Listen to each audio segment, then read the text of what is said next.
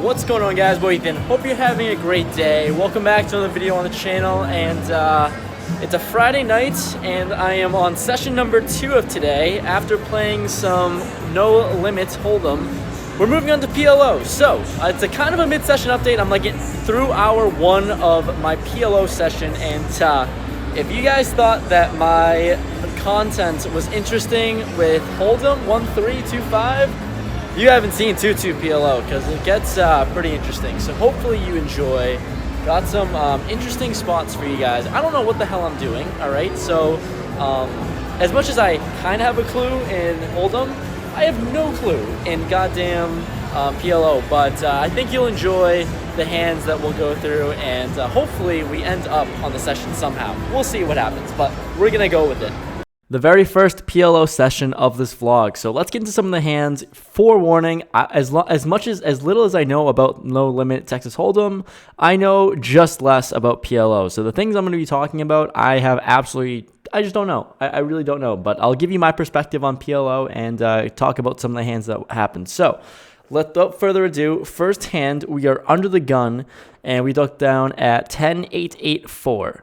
And 2 diamonds out there. So pocket 8s and a flush draw, very weak flush draw. I limp $5. There's 2 limpers as well to the middle position player, who raises it up to $15. Actions onto me, and for $10 more, I'm going to call because it's only $10 more multied way, and all the limpers call as well. So let's go to a flop of 8-6-3, 2 diamonds, flopping top set and a redraw to the flush. And I think I'm first to act, so I just check it here, and checks to an early position limper who fires a bet of $60. I think he pots it and folds all the way back to me. And I'm not really sure how much the repot is, to be honest, but I decided to just raise it up to $200, and he very quickly decides to jam once again top set with the redraw and I block a bunch of flush draws. Obviously, I don't feel great if diamonds come, but we're just going to go with it. So obviously with 120 more, I snap call, and let's go heads up to a run out. Very first hand, we're all in here. Run out is a jack of clubs, ace of diamonds, and we now have a 10 high flush. So we show 10-8 of diamonds and all the other cards, and he looks and nods and shows that he had 9-7 of diamonds for an open-ended flush draw as well. So very interesting spot to get ourselves into, and we take that one down. Next interesting spot that we get ourselves involved in, I'm under the gun +1, and I have ace, queen, 8-9, all hearts. Not really the best holding, but I think it's very playable in terms of getting straights, and yeah, having all the hearts in the world isn't helpful, but under the gun raises it up to $15, and I think that it's playable enough for me to call, so I call the 15, and the button and small blind come along as well. So let's go to a flop of queen 9-3 rainbow. Super dry, top 2, and I'm really not afraid of anything besides pocket 3s, I guess. So with top 2 in the spot, action checks to me, and I'm going to have to bet for value. I think I probably could have bet more, but assuming that I really don't know what I could get value from. So I bet $35. Small blind and under the gun player call. I'm looking back on it. Maybe I should bet bigger, but I like my $35 bet, so we're going to do it. The turn is the 5 of diamonds. Adds in the backdoor flush draw, and action checks to me again. I mean, with still top 2 with the added flush draw, I think now I can size up. For some reason in this spot, I decided to bet $100, thinking it was big enough. I really didn't want to play huge pots with only 2 pair, but I really wanted to get value. So I bet 100, and once again, both players make the call. When that happens, when both people call and only have 2 pair, I don't really feel great about it, but let's just evaluate a river, which is the 6 of hearts. And small blind checks. Under the gun now leads in bets $150. And I'm in a very confused spot with top 2. There's not a whole lot that I lose to be honest with you. I guess like a random straight, but like the flush draws bricked out and everything. So it looked really small for value, and I think it's just a standard call. I'm not really sure what's standard and what's not. I guess I could fold here, I guess. But well, again, like I said, I don't know what the hell I'm doing. But I just call the 150, and the small blind folds. The under the gun player shows king 7 8 10 for the gutter ball. So he hits his gutter ball. I guess he had a double gutter with king 10, and that happened. So he has a straight and takes me to Value Town. I'm not really sure how. I'm not really sure. I just don't know, but I guess it's standard for him. Following hand here, I have 8-6, Jack 9 in the big blind, and there's 5 people who call the $5 to me, and I just check and make the call of $5. So we're gonna go 6 ways to a limped pot of 8-7-6 rainbow, and small blind checks to me, and with 2 pair here.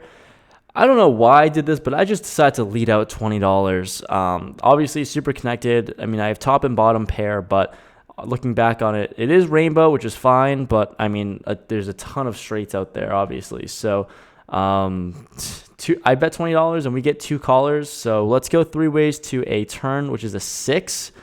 Adds in the backdoor flush draw, but we improve to a boat now. And when I'm first to act, I just check. I don't think I can get a whole lot of value from worse. I guess maybe some flush draws, but when the board pairs, I don't think I can get a ton of value. So I check, and action checks around. The river is an 8 now. I just feel like I have to bet in this spot with not really the best card in the world, obviously. Now, like any 8 kind of chops with me, I think. And so I bet $75. The guy, middle position player, ends up jamming for 165, and actions onto me, $190 more. I'm gonna have to call on this spot. I just feel like I had to call. It's really unfortunate that an 8 got there, but I guess I don't really lose to a ton. So I call, and he shows 8-7 for the good old 3-outer. Actually, that's a lie. The good old 3-outer. At the time, I thought it was a 1-outer. So after that clickbait of a hand, I'm in the small blind with a legitimate hand now, and I have double-suited aces here. So things are looking great. Potted up to $30. I think that's the appropriate amount, but like I said, I'm not really sure. So when I potted to 30, we still get 3 callers. So we're still going to go 4 ways to a pretty big pot here. I think I'm going to shut down a lot of the time on a lot of boards. Flop comes Queen 7 deuce 2 spades. So one of those really dry boards that I actually like without hitting a set or without having a whole lot of equity. So with only aces here, 1 pair hand, I bet $100. The guy ends up, one of the blimpers, I guess, goes all in, calls $50 total, and everyone else folds. So he called, let's go heads up to a runout. Runout is a queen and another 7.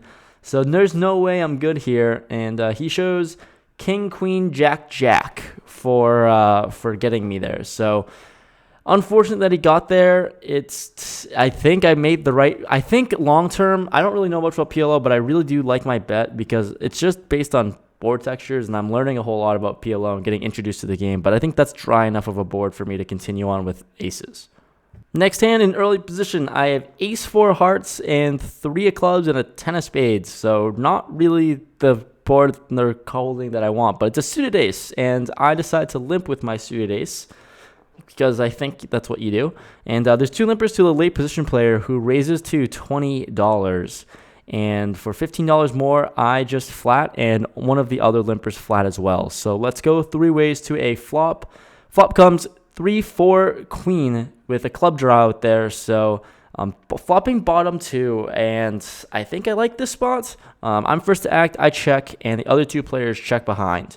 Turn is a 7 of diamonds. It also brings in the backdoor flush draw. So with 2 pair here, I can bet for value, charging for just the draws, the millions of draws, I guess. So I bet $55, and only the late position pre-flop raiser calls. River is an 8 of diamonds, so the backdoor flush gets there, but I check. He checks it behind, saying he missed all his draws. I show my 3-4, and we take it down. Last hand we'll go over this session. I have pocket queens followed with a 3 and a 4. Not really the combo that you want to see. So in early position, the players to my right limps. I'm going to limp it as well. No need to raise it up, I don't think. I think I could probably fold, but it's pocket queens. So I limp, and middle position player raises it up to $20. and we both call. Both of us limpers call. So in middle position in this spot, and 3 ways to a flop of 5, 10, 7 rainbow. Action ends up checking all the way around. So with my overpair, I mean, it's still a 1-pair hand, and I'm not really ever going to push it or bet. Turns at 8 of diamonds, makes the board a lot more connected, adds in the flush draw as well. And the player to my right bets $50. With my overpair and a queen high flush draw, given I guess I have diamond outs and set draw outs, I'm not really sure, but I just called the 50 thinking that I could be drawing and my diamonds could be good here.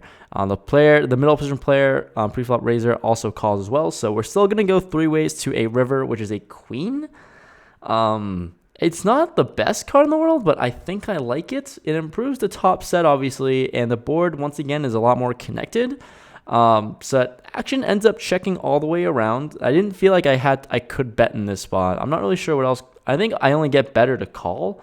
But the guy to my right says he has queen 10, and I show my set of queens, and we scoop. So maybe I missed a bet on the river, but I like checking it down, going to showdown. That's kind of how I play it. Not really sure what I'm doing, but I'll bet when I'm nutted and just check when I have showdown. We found a way to survive the degen session of PLO. It's 2 a.m., played for 2 hours, I think, of PLO. And we survived. That's all that matters. I was in the game for 500. For some reason, I bought in for the max. Not really the best decision, but I bought in for 500, out for 730. Profits of $230 at PLO. Huge accomplishment for your boy, because that is the first winning session I've had ever. But I guess it's interesting. I got to clickbait this video saying I got one outed, which I did get one outed. Very fair. I absolutely got one outed, I think. Unless it was another 7, but I'm going to say it's a 1-outer.